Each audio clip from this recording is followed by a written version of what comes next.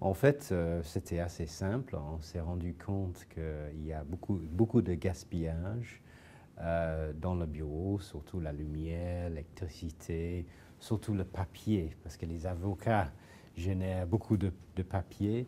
Donc, on s'est rendu compte qu'il y avait un problème qu'il fallait qu'on règle.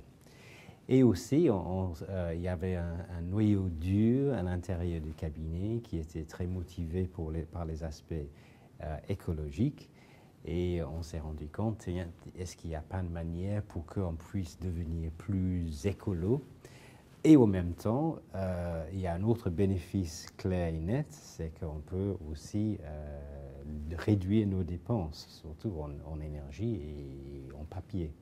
Donc en fait, il y avait deux motivations. Le premier, c'était purement écolo, mais il y avait aussi un aspect économique.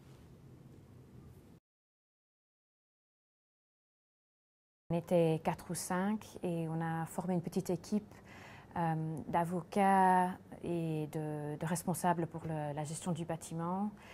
Et petit à petit, on a mis la chose en marche, mais on s'est vite rendu compte qu'on peut, avec toute la motivation, on ne peut pas tout faire sans avoir l'implication de tout le bureau. Donc on a essayé de leur expliquer un petit peu le processus et de l'importance de cela. Bien sûr, dans un bureau, dans n'importe quel bureau, on a des cyniques. Et on les a séduits par nos arguments. On a fait des déjeuners pour tout le bureau pour un petit peu leur sensibiliser. Et finalement, je crois qu'ils sont assez convaincus de l'importance de tout ça.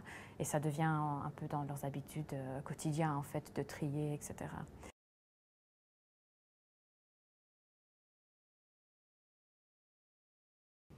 Bon, la première mesure qui était assez facile à implémenter ou transposer, c'était de réduire l'utilisation de papier.